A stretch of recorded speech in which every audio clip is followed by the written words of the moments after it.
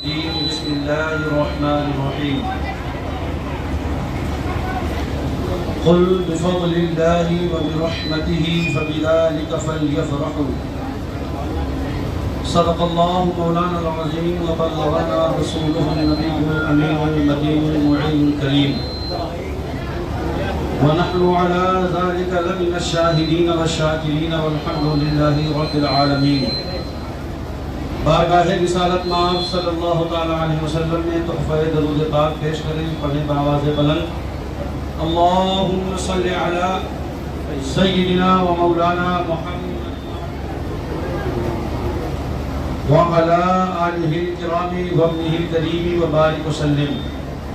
صلو علیہ صلاۃ و سلام علیک یا رسول اللہ یا حبیب اللہ صلی اللہ تعالی علیہ وسلم.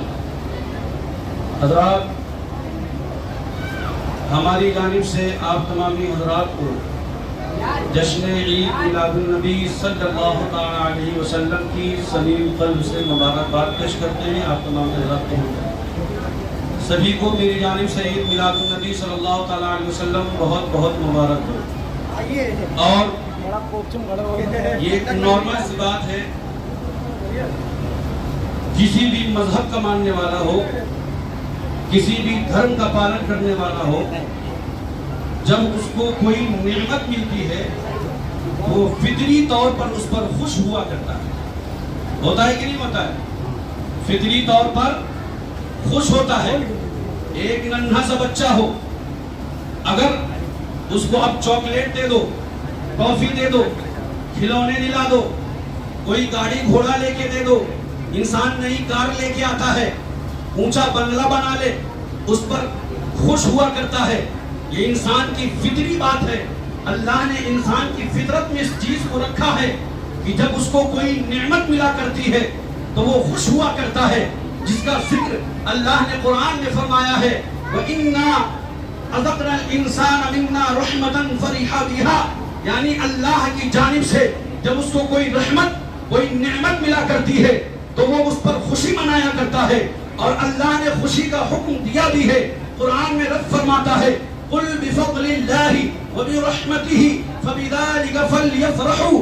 اللہ نے فرمایا جو اللہ کی رحمت اور اس کی نعمت سے ملے، جو اللہ کی رحمت اور اس کے فضل سے جو چیز حاصل ہو، اس پر خوش ہونا چاہیے، اس پر خوشی کا اظہار کرنا چاہیے. میں پوچھنا چاہتا ہوں آج ہم سے ثبوت مانگنے والوں، آج ہمارے اوپر انگشت نمائی کرنے والوں، آج ہم سے دلائل طلب کرنے والوں، میں پوچھنا چاہتا ہوں صحابہ کرام کون سے بڑے بڑے محلوں میں رہا کرتے تھے؟ صحابہ کرام کون سی اونچی اونچی عمارتوں میں زندگی گزارا کرتے تھے؟ وہ تو کچے مکانوں میں رہا کرتے تھے، وہ تو چھپر کے مکانوں میں رہا کرتے تھے. غور کرنے کی بات ہے مسلمانوں، آج اللہ نے تمہیں دولت دی ہے، تم نے 2 منزلہ مکان بنایا ہے، کسی نے 4 منزلہ مکان بنایا ہے، کسی کو کوئی اعتراض نہیں ہے.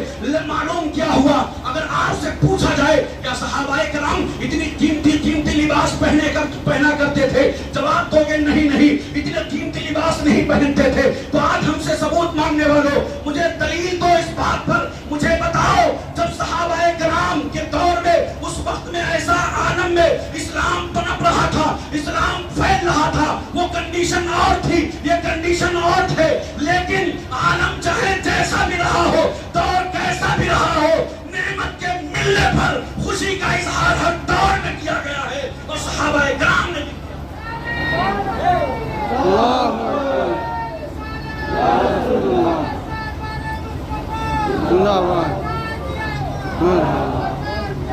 اگر آپ سے کہا جائے میاں تم بھی سستا کپڑا پہن لو، تم بھی جھوپڑی میں رہ لو، تم بھی کچے مکان میں رہ لو، کہو گے نہیں ہم تو اللہ کا شکر ادا کر رہے ہیں، اللہ نے ہمیں دیا ہے، ہم تو اس کا شکر ادا کر رہے ہیں.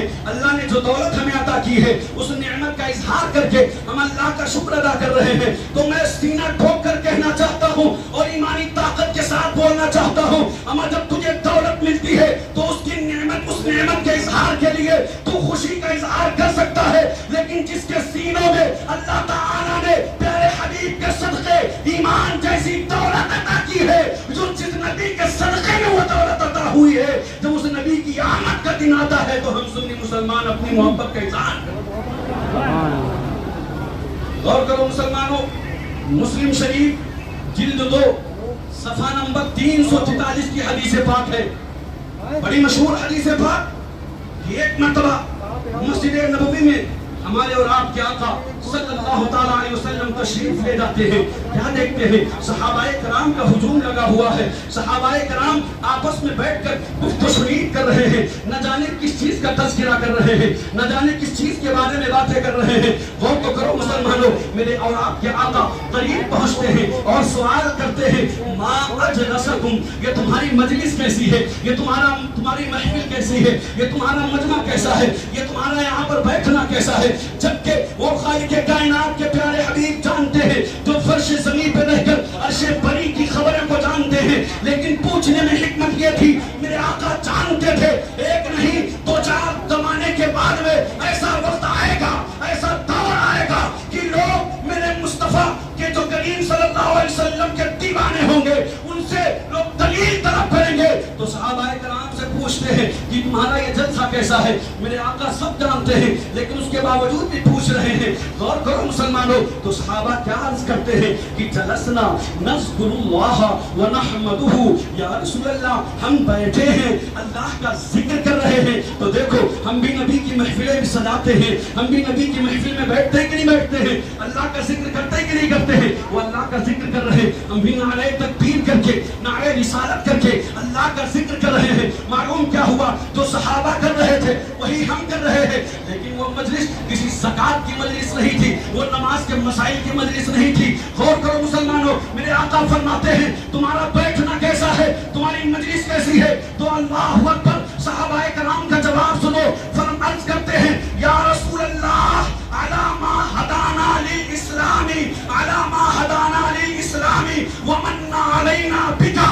یا رسول اللہ ہم اس بات پر اللہ کا شکر کر رہے ہیں کہ اللہ نے ہمیں دین و اسلام کی ہدایت عطا کی ہے اور آپ کو ہمارے درمیان مبعوث فرما کر ہم پر احسان عظیم.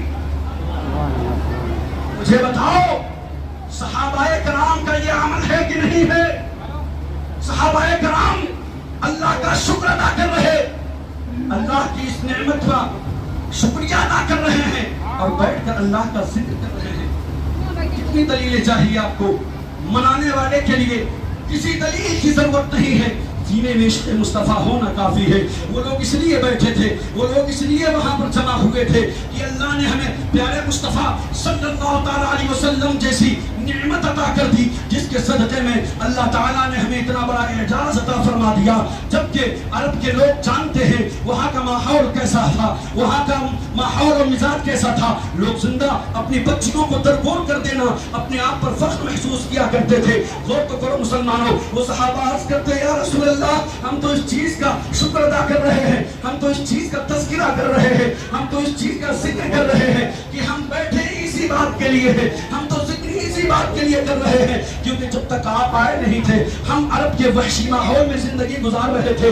ہمیں کوئی مکہ اور مدینہ کی گلیوں سے باہر جانتا نہیں تھا. یا رسول اللہ جب سے آپ آئے آپ کا دامن پکڑ کے ہم نے کلمہ طیبہ پڑھ کر داخل اسلام ہوئے تو فرشتے بھی ٹھک ٹھک کے سلام کیا کر رہے، سلام کرتے نظر آ رہے ہیں. یا رسول اللہ ہمیں صراط مستقیم اور اصحاب النجوم جیسا مرتبہ اللہ نے عطا فرمایا.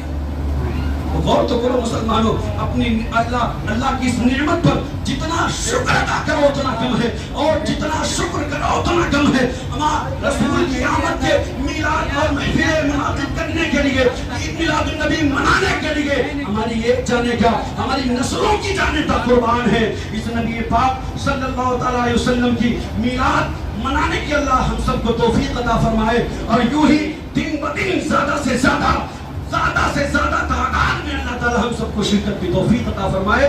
وما علینا الا البلاغ. السلام علیکم.